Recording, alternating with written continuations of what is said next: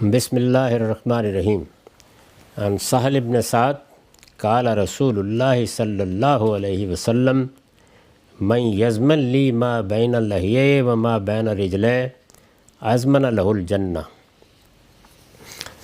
یہ بخاری کی روایت ہے، 6020 رقم۔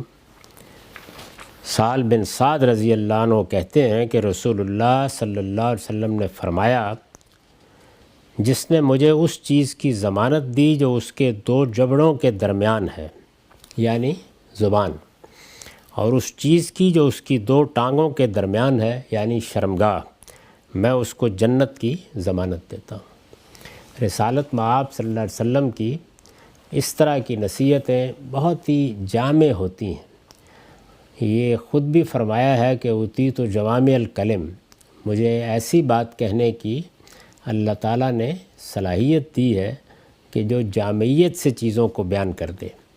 اس میں بھی اگر آپ دیکھیے تو بہت ہی خوبصورت اسلوب میں یہ بیان فرمایا ہے کہ برائیاں کہاں سے پیدا ہوتی ہیں۔ اگر تم وہاں بند باندھ لو گے، وہاں پہرا لگا دو گے، تو بہت توقع ہے کہ پھر بہت سے اس کے جو نتائج نکلتے ہیں ان سے بچ جاؤ گے۔ اس پر میں نے لکھا ہے، تمام گناہوں میں بنیادی حیثیت تین ہی چیزوں کو حاصل ہے۔ یعنی اگر آپ قرآن مجید کو پڑھیں اور یہ دیکھیں کہ اس میں گناہ بنیادی طور پر کیا ہیں، تو تین ہی چیزوں کو یہ حیثیت حاصل ہے کہ اسے آپ گناہ کی بنیاد قرار دے سکتے ہیں۔ ایک فواحش، یعنی جنسی معاملات میں انحرافات، دوسرے حق تلفی، اور تیسرے جان، مال اور آبرو کے خلاف زیادتی۔ سب گناہوں کا اگر آپ استقصاء کریں تو انہیں ان تین عنوانات کے تحت لایا جا سکتا ہے۔ یہ حقیقت ہے کہ ان میں سے زیادہ تر کا باعث یہی دو چیزیں بنتی ہیں، یعنی ابتدا یہیں سے ہوتی ہے، زبان سے یا پھر شرمگاہ سے۔ نبی صلی اللہ علیہ وسلم نے یہ نہایت بلیغ اسلوب میں اسی حقیقت کی طرف توجہ دلائی ہے۔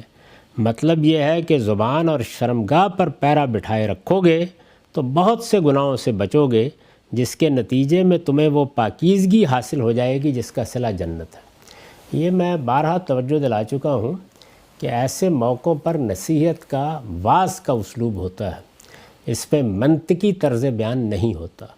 یعنی کسی چیز کی اصل کی طرف توجہ دلا دینا، کسی چیز کے عامت الورود پہلوؤں کی طرف توجہ دلا دینا، اپنے مخاطبین کے لحاظ سے ایک چیز کو دیکھنا اور اس کو زیادہ اسٹریس کے ساتھ، زیادہ زور کے ساتھ بیان کر دینا، یہ سب چیزیں جو ہیں یہ واعظانہ اسلوب میں، نصیحت کے اسلوب میں، دعوت کے اسلوب میں موزوں ہوتی ہیں۔ تو یہاں بھی یہی چیز ہے۔ ظاہر ہے کہ برائیوں کے اور بھی منابع ہیں، اور وہ دوسری حدیثوں میں بھی بیان ہوئے ہیں، قرآن میں بھی بیان ہوئے ہیں۔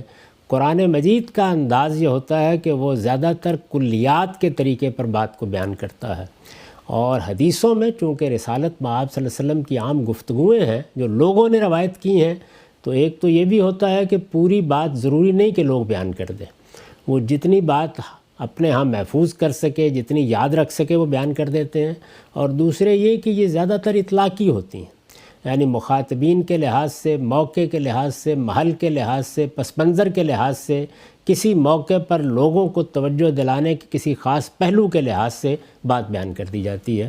تو یہاں پر جو بات کہی گئی ہے وہ اپنی ذات میں بالکل ٹھیک ہے۔ یعنی اگر آدمی زبان پر پہرا بٹھا لے اور شرمگاہ پر پہرا بٹھا لے تو خود اندازہ کر لیجئے کہ کتنی برائیوں سے بچ جائے گا۔